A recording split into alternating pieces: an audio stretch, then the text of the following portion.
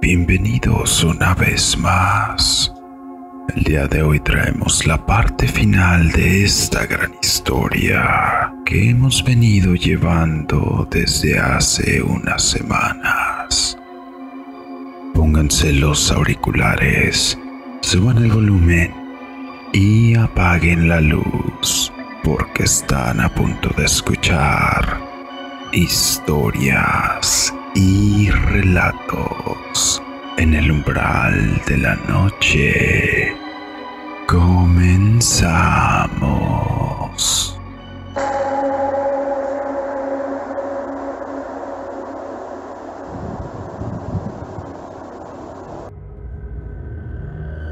La locura venida del mar. Si el cielo alguna vez quisiera otorgarme una bendición, desearía que borrara las consecuencias que me acarreó una mera casualidad, la cual hizo que fijara los ojos en cierto pedazo de papel para envoltura que estaba en el suelo. No se parecía nada que pudiera yo hallar en el curso habitual de mi caminata diaria, pues provenía de un viejo ejemplar de un diario australiano, el Sydney Bulletin del día 18 de abril de 1925. Ese papel había escapado incluso al servicio de información que durante los días de su publicación estuvo recolectando con avidez materiales para la investigación. Para entonces ya casi había olvidado del todo mis pesquisas acerca de lo que el profesor Engel llamó el culto de Cthulhu. Estaba de visita con un amigo que había estudiado en Paterson, New Jersey. Él era curador de un museo local y un mineralogista de muy buena reputación. Ese día, examinando la reserva de muestras colocada sin mucho cuidado en las repisas de almacenamiento de un cuarto trasero del museo, mi vista quedó atrapada por una rara fotografía de una de las viejas publicaciones extendidas debajo de unas piedras. Era el ya mencionado Sydney Bulletin. Mi amigo tenía amplias relaciones con los lugares más inimaginables del extranjero, y la fotografía era un recorte de medio tono que mostraba la imagen de una espantosa efigie de piedra casi idéntica a la que Legras había encontrado en el pantano. Limpiando con apremio el precioso contenido de esta sobre la hoja, leí el artículo a detalle y acabé decepcionado al encontrarlo de una extensión apenas moderada. No obstante, lo que sugería era portentosa significación para mi interés. Decidí arrancar con cuidado aquel artículo para actuar cuanto antes. En él se leía lo siguiente: misterioso barco abandonado hallado en el mar. El Vigilant vuelve remolcado. Un desprotegido yate artillado de bandera neozelandesa, un sobreviviente y un muerto hallados a bordo. Relato de una batalla desesperada y muerte en el mar. El marinero rescatado rehúsa dar detalles de la extraña experiencia. Lo encuentran en posesión de un raro ídolo. Habrá investigación. El Vigilant, carguero de la compañía Morrison en ruta desde Valparaíso, arribó esta mañana a su muelle en Darling Harbour, habiendo remolcado el dañado y deshabilitado yate de vapor fuertemente artillado Alert de Dunedin, Nueva Zelanda, el cual había sido visto el 12 de abril a los 34 grados 21 minutos de latitud sur y a los 152 grados y 17 minutos de longitud oeste. A bordo, transportaba a un hombre vivo y a un hombre muerto. El Vigilant dejó Valparaíso el 25 de marzo y el 2 de abril fue desviado considerablemente al sur de su ruta, por tormentas excepcionalmente fuertes y olas gigantes. El 12 de abril el barco abandonado fue avistado y aun cuando este parecía estar desierto, una vez que se abordó, descubrieron que llevaba un sobreviviente en condición semidelirante y a un hombre que evidentemente había muerto hacía más de una semana. El sobreviviente se aferraba a un espantoso ídolo de piedra cuyo origen se desconoce, de alrededor de 30 centímetros de alto y ante cuya naturaleza todos los expertos de la Universidad de Sydney, la Sociedad Real y el museo en College Street se declaraban completamente desconcertados de esta. El sobreviviente dijo que la encontró en la cabina del yate, en un pequeño altar tallado con patrones comunes. Este hombre, luego de recuperar el sentido, contó una historia extraña en exceso acerca de piratería y matanza. Su nombre, Gustav Johansen, un noruego medianamente educado quien fungía como segundo oficial de la goleta de 2 mástiles Emma, proveniente de Auckland, la cual salió rumbo a Callao el 20 de febrero, con una tripulación de 11 hombres. La Emma, según su declaración, se retrasó y fue desviada de su curso en dirección muy al sur por la gran tormenta que tuvo lugar el 1 de marzo. Para el 22 del mismo mes, a los 49 grados y 51 minutos de latitud sur y 128 grados y 34 minutos de longitud oeste, se encontraron con el Alert, tripulado por gente extraña y de aspecto vil, compuesta por canacas y mestizos. Habiéndosele ordenado preventoriamente que diera la vuelta, el capitán Collins rehusó hacerlo, y en ese momento la rara tripulación comenzó sin ninguna advertencia un incesante tiroteo en contra de la goleta con una batería sorprendentemente pesada, donde un cañón de bronce formaba parte de los avíos del yate. Los hombres de la Emma dieron pelea, dijo el sobreviviente, y aunque la goleta comenzó a hundirse por los tiros bajo la línea de flotación, ellos se las arreglaron para lanzarse al costado de su rival y abordarlo, forcejeando con la salvaje tripulación en la cubierta del yate y viéndose obligados a matarlos a todos, siendo ellos más numerosos debido a su particularmente abominable y desesperada, aunque muy torpe manera de pelear.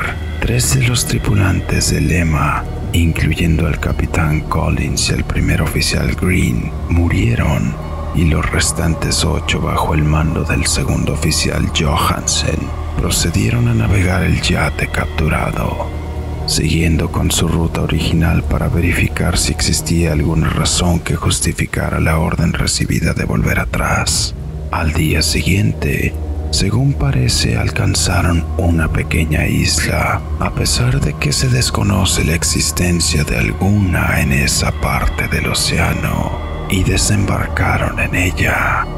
De alguna manera, 6 de los hombres murieron en tierra, aunque Johansen se muestra extremadamente reservado en este segmento de su relato, y solo habla de su caída en un abismo rocoso. Más tarde, al parecer, uno de sus compañeros y él abordaron el yate y trataron de navegarlo, pero fueron azotados por la tormenta del 2 de abril. El hombre recuerda muy poco a partir de ese momento, y hasta su rescate del día 12, ni siquiera registra en su mente cuándo fue que William Bryden, su compañero, murió. La muerte de Bryden no revela causa aparente y es posible que fuera provocada por ansiedad o excesiva exposición a la intemperie. Las notas telegráficas desde Dunedin reportan que el Alert era bien conocido ahí como un barco mercante que recorría las islas y ostentaba una mala reputación en los muelles. Era propiedad de un raro grupo de mestizos cuyas frecuentes reuniones y excursiones nocturnas a los bosques atraían no poca curiosidad, y había levado el ancla con mucha prisa justo después de la tormenta y los temblores de tierra del 1 de marzo. Nuestro corresponsal en Auckland le otorga a la Emma y su tripulación una reputación excelente, y Johansen es descrito como un hombre sobrio y digno. El almirantazgo abriría una nueva averiguación de todo el asunto, misma que comenzará mañana, en la cual no se escatimará esfuerzo alguno para inducir a Johansen a que hable con la mayor libertad de la que hasta el momento ha empleado. La nota no decía más, pero estaba también la imagen del ídolo infernal, y vaya tren de pensamientos que se puso en marcha en mi mente. Había encontrado un nuevo tesoro de datos acerca del culto de Cthulhu y la evidencia de que debía buscar tanto por mar como por tierra qué motivo había incitado a la tripulación de híbridos a ordenarle a la Emma que se retirara mientras al mismo tiempo navegaba con su repugnante ídolo.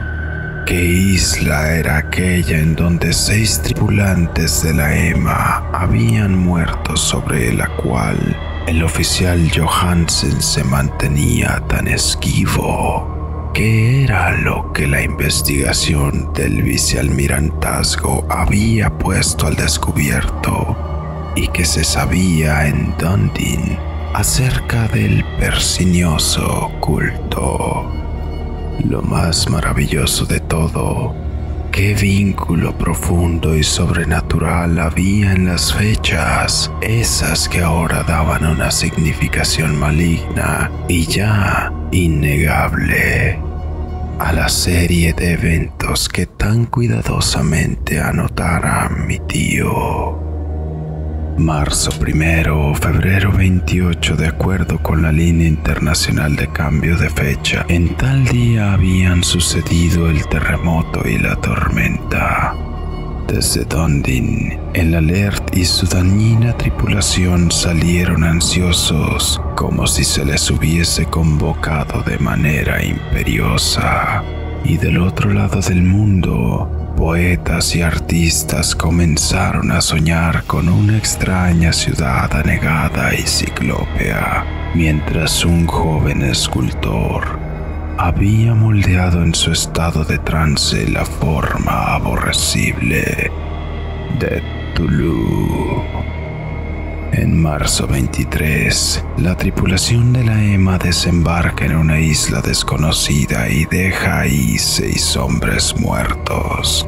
En esa fecha, los sueños de hombres sensibles cobran un realismo exuberante y se oscurecen por temor a maléficos propósitos de un monstruo gigante. Mientras un arquitecto pierde la razón y un escultor repentinamente entra en delirio.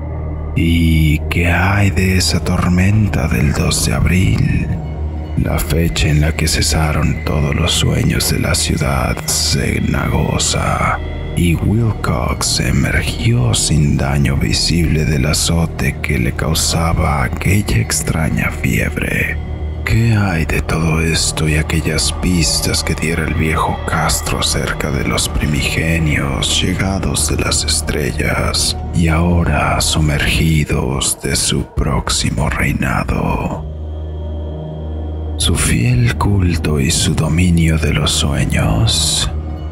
Estaba yo tambaleándome al borde de los horrores cósmicos, más allá de la capacidad del hombre para poder soportarlos.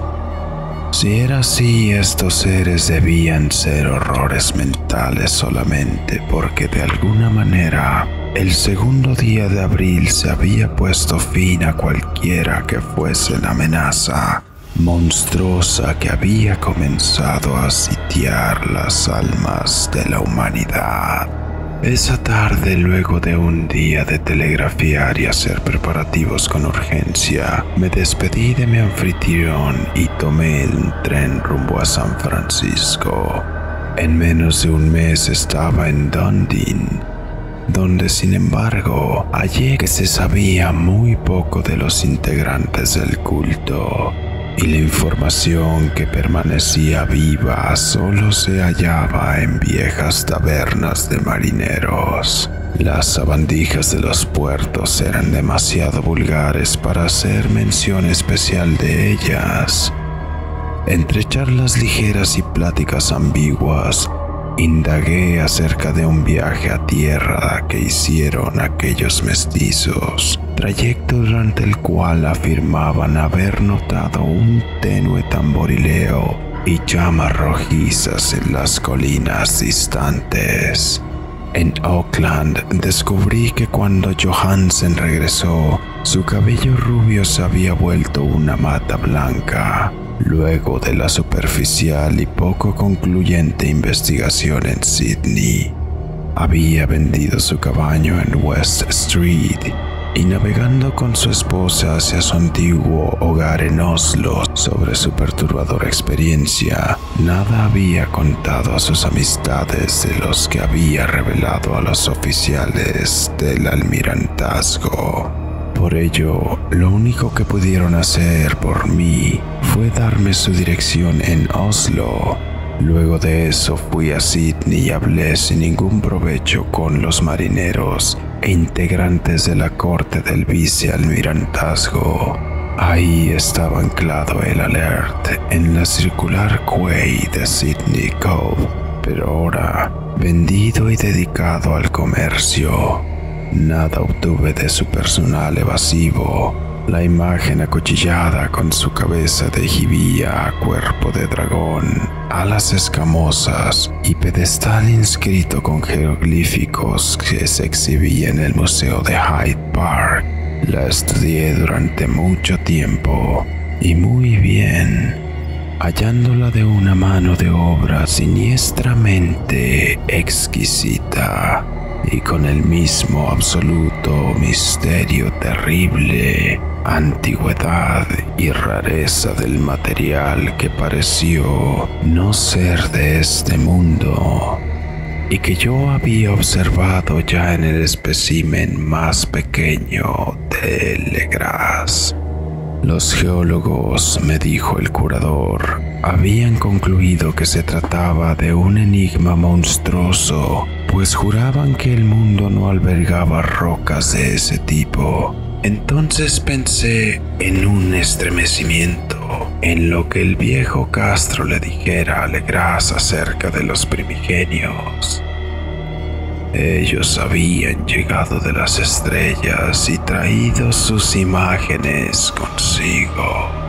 Sacudido por un aturdimiento mental de una naturaleza que ya antes había experimentado, resolví entonces visitar al oficial Johansen en Oslo. Navegando rumbo a Londres, reembarqué de inmediato hacia la capital noruega y un día de otoño llegué a la dirección de Johansen, que quedaba en el antiguo pueblo de Kings Harold Hardara, el cual mantuvo vivo el nombre de Oslo durante todos los siglos en que la ciudad mayor se desembarcó del nombre de Cristiania. Llegué al lugar tras un breve trayecto en taxi y luego llamé, con el corazón palpitante en el pecho y la puerta de un bonito y antiguo edificio de frente. Una mujer de rostro triste y vestida de negro respondió a mi llamado. Me quedé sorprendido por la decepción cuando me dijo, en un inglés quebrado, que Gustav Johansen ya no existía. No había sobrevivido mucho a su regreso. me dijo la esposa, porque los sucesos en el mar de 1925 lo habían mermado. Él no le había contado más a ella de lo que ya había dicho públicamente, pero había dejado un largo manuscrito de cuestiones técnicas, como él lo llamaba, escrito en inglés, evidentemente para mantenerla a ella a salvo del peligro de leer accidentalmente algo de lo ahí señalado.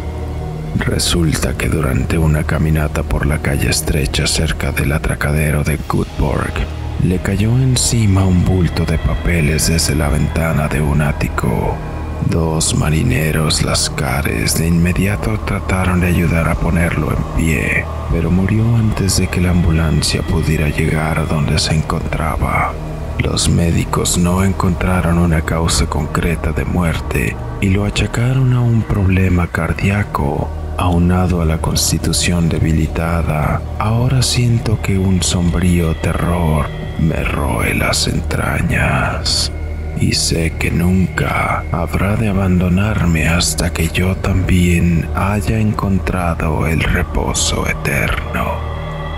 Accidentalmente o de otra manera, persuadiendo a la viuda de que mi conexión con los asuntos técnicos de su esposo me daba suficientes derechos sobre su manuscrito, me llevé el documento y comencé a leerlo en el barco de regreso a Londres. Era un asunto simple e inconexo, el esfuerzo de un marinero ingenuo por hacer un diario post facto que buscaba reconstruir día tras día aquel pavoroso viaje final. No me es posible transcribirlo exactamente con toda su complejidad y redundancia, pero diré que se rindió lo suficiente para mostrarme por qué el sonido del agua contra los costados de la embarcación se hizo tan insoportable para mí que tuve que taparme los oídos con algodones.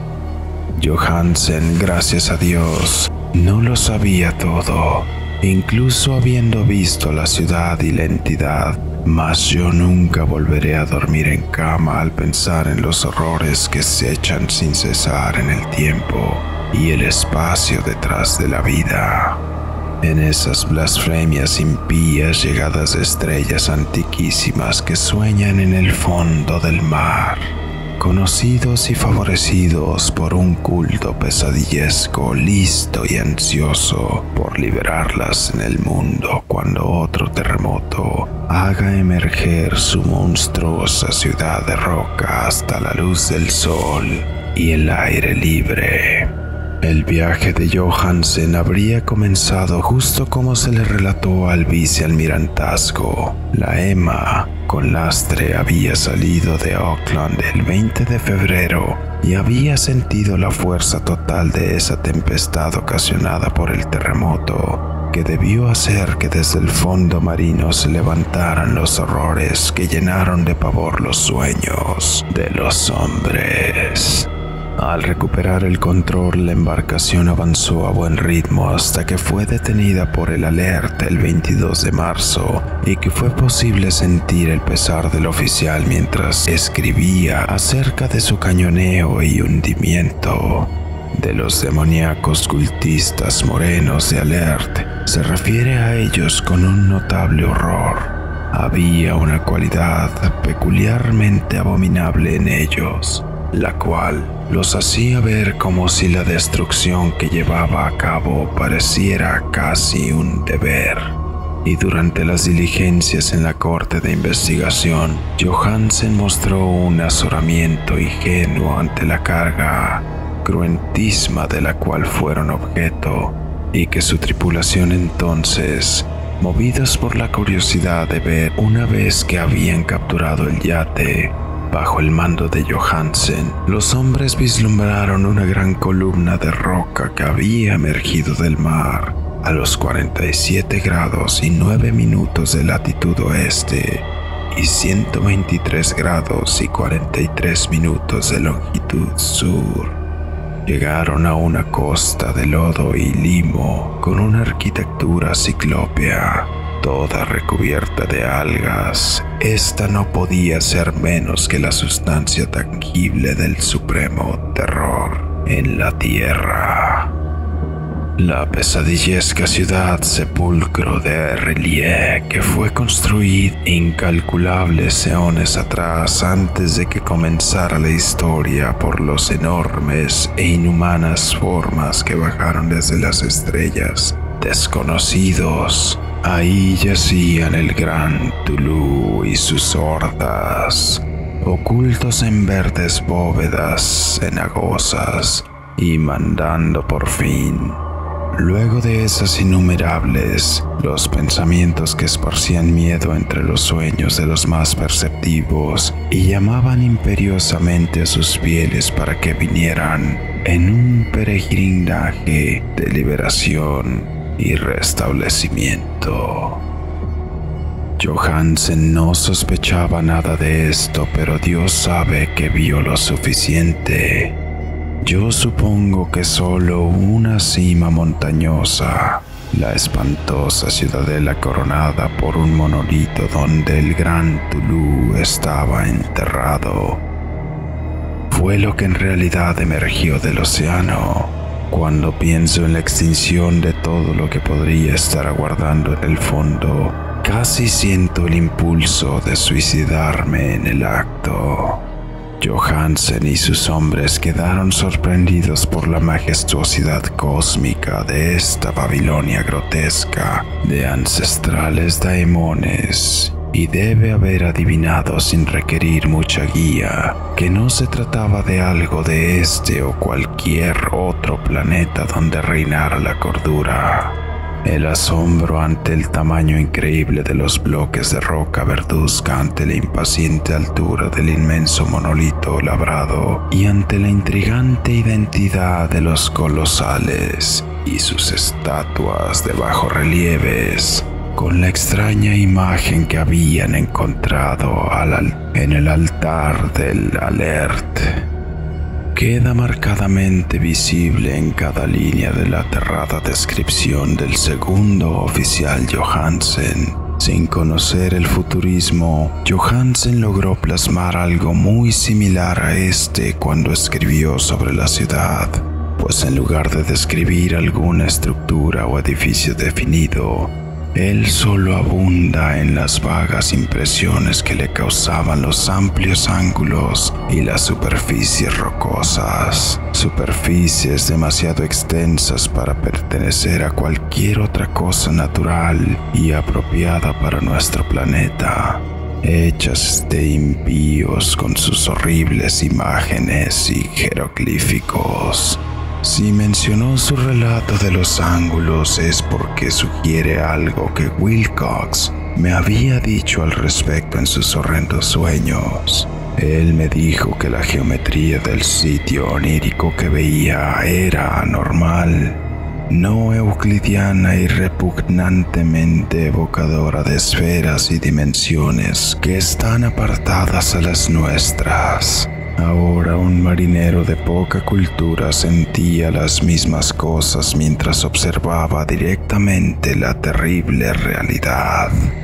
Johansen y sus hombres desembarcaron en un banco de lodo con pendiente en esta acrópolis monstruosa y subieron resbalándose por los titánicos bloques fangosos, cuyo tamaño demostraba que esta escalinata no había sido hecha para mortales. El sol mismo en el cielo permanecía pareciendo estar distorsionado cuando se le observaba a través de los miasmas que lo polarizaban y de los que emanaba esta perversión empapada por el mar.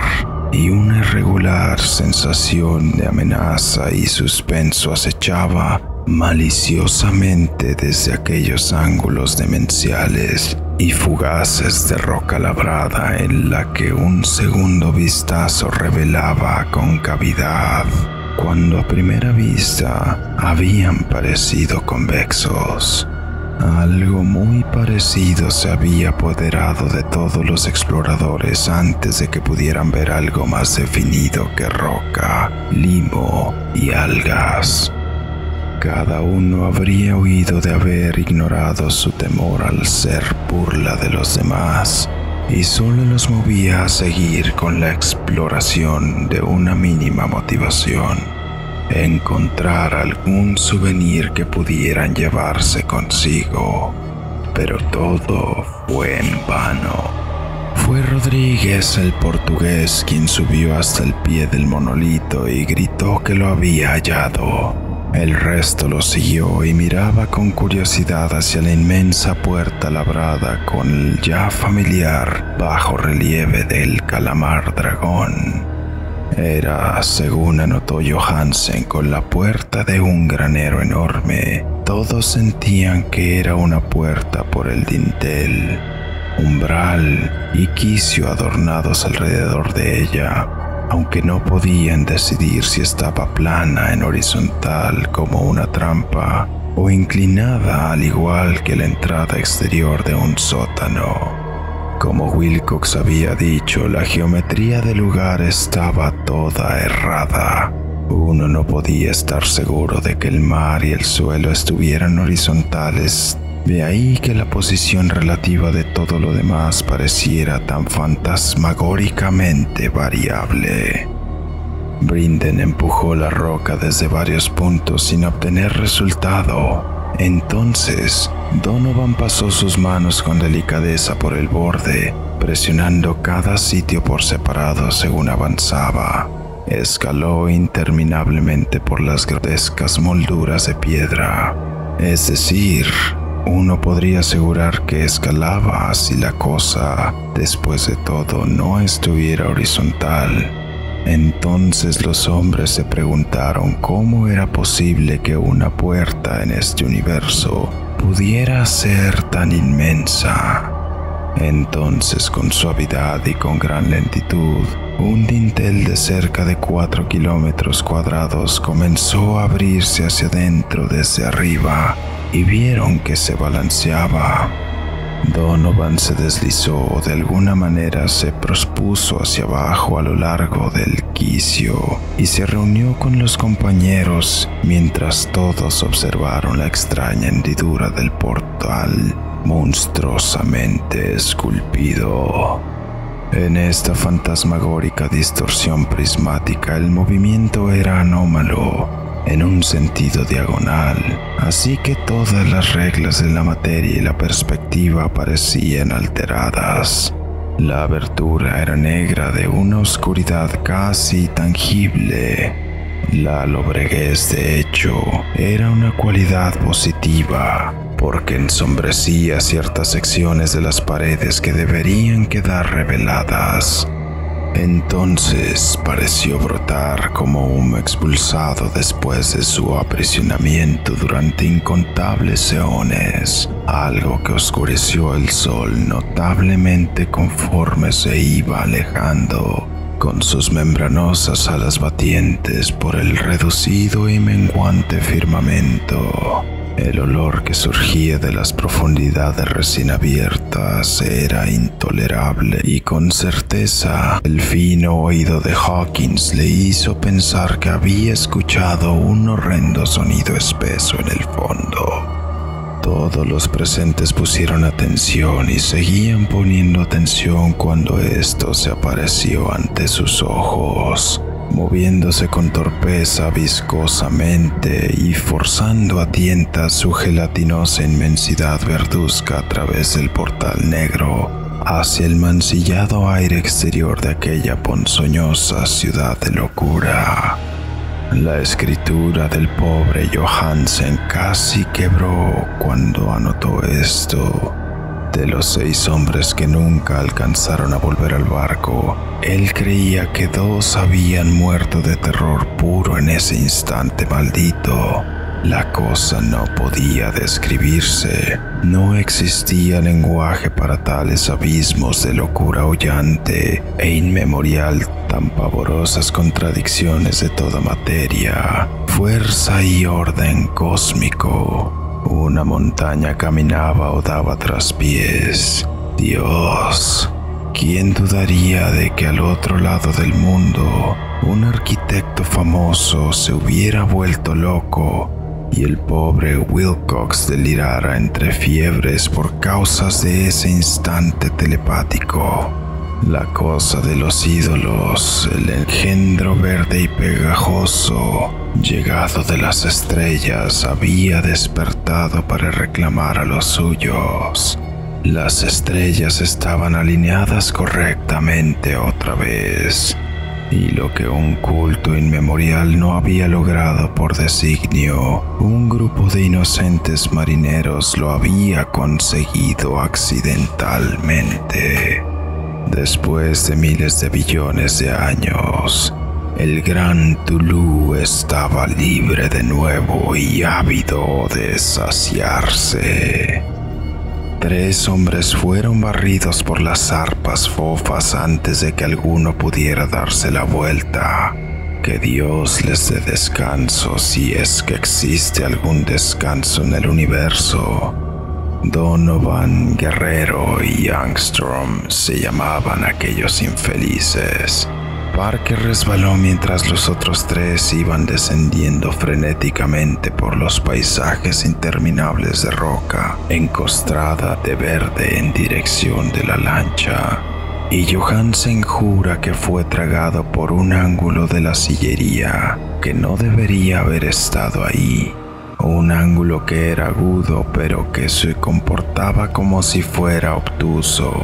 Así pues, solo Bryden y Johansen alcanzaron el bote y remaron desesperadamente rumbo al Aller, mientras la descomunal monstruosidad se aplastaba sobre las piedras fangosas y trompicaba en la orilla del mar.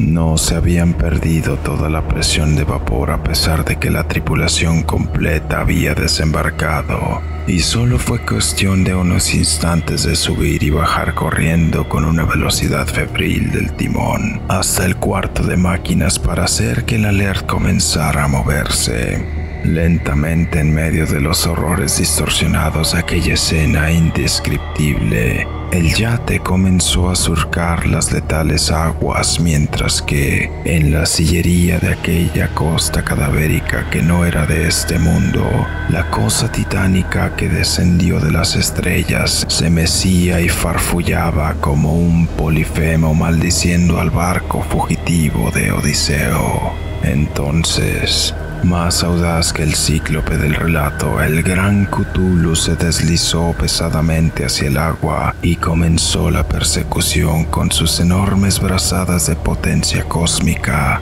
que levantaban olas descomunales. Bryden miró hacia atrás y enloqueció, riendo imparablemente y desgarradoramente a intervalos, hasta que la muerte lo halló en el camarote una noche. Mientras Johansen daba vueltas sumido en el delirio. Mas Johansen no se había rendido aún, sabiendo que la cosa con toda seguridad podría rebasar al Alert mientras la caldera no estuviera en su máxima capacidad.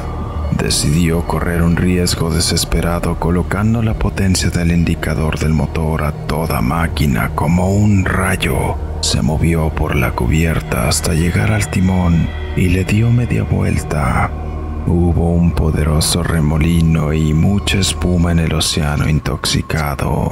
Conforme el buque aceleraba más y más, el valiente noruego condujo su embarcación directamente hacia la masa gelatinosa que lo perseguía y se elevaba por encima de la sucia espuma. Igual que la proa de un galeón demoníaco, la espantosa cabeza de calamar con tentáculos que se agitaba estaba casi a la altura del bauprés del resistente yate.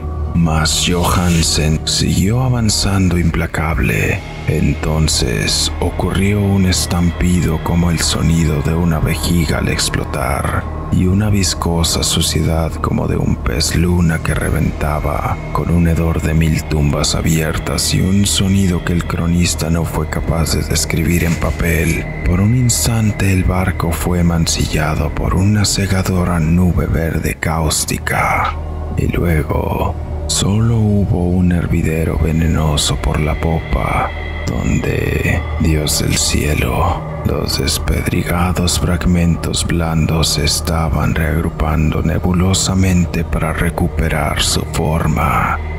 Mientras la distancia aumentaba cada segundo, conforme el alert ganaba ímpetu gracias a su presión de vapor en aumento.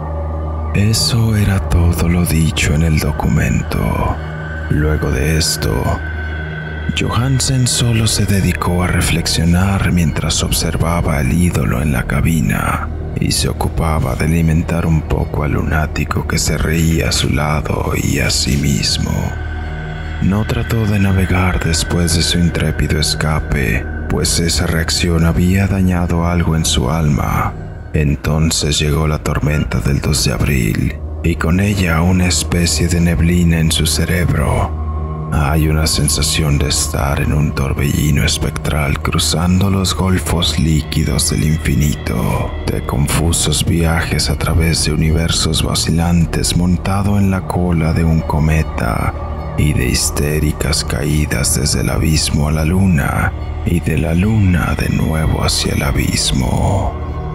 Todas avivadas por un coro carcajeante de distorsionados dioses ancestrales y los socarrones duendes verdosos del Tártaro con sus alas de murciélago. De ese sueño lo sacó el rescate del Vigilant, la corte del vicealmirantazgo, las calles de Dundee y el largo viaje de regreso a su hogar en la casa de las viejas faldas de Ekberg. Él no podía contarlo. Todos creerían que estaba loco, así que pondría por escrito lo que sabía antes de que llegara la muerte. Y ni su esposa debía siquiera adivinarlo. La muerte sería benigna si tan solo pudiese bloquear los recuerdos. Tal fue el documento que yo leí, que ahora he colocado en la caja de hojalata junto con el bajorrelieve y los papeles del profesor Engel.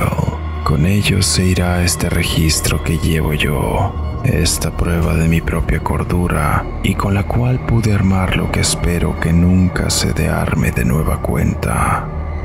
He visto todo lo que el universo puede contener de horrendo e incluso cielos primaverales, y las flores del verano habrán de envenenarme desde ahora y para siempre. Pero no creo que mi vida sea muy larga. Del modo que falleció mi tío, tal como murió el pobre Johansen, así habré de sucumbir. Sé demasiado.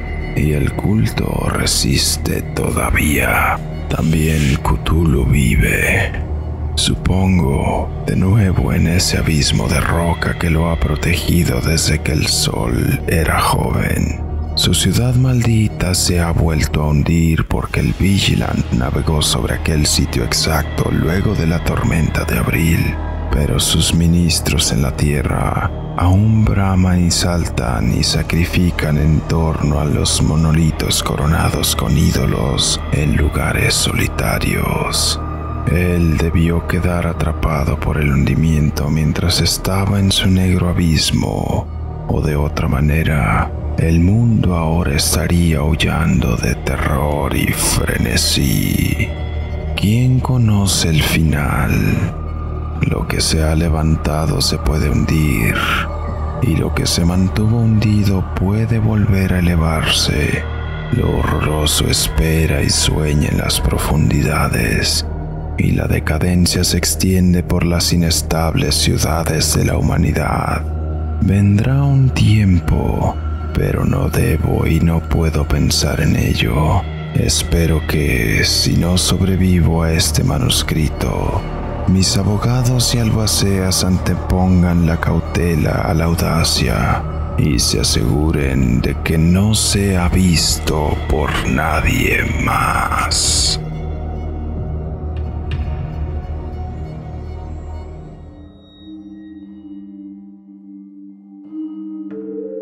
Y así termina esta icónica historia de la literatura de horror cósmico. Si te gustó este tipo de contenido, no olvides dejarnos tu opinión en los comentarios. y apoyarnos con un like. Si quisieras escuchar más contenido similar a este, háznoslo saber igualmente en los comentarios. Te invito a que nos apoyes y sigas en todas nuestras plataformas, principalmente en YouTube, dándole un like y compartiendo para poder seguir llevándote más contenido en todas las plataformas. Yo soy DracoTRX. Muchas gracias. Nos vemos.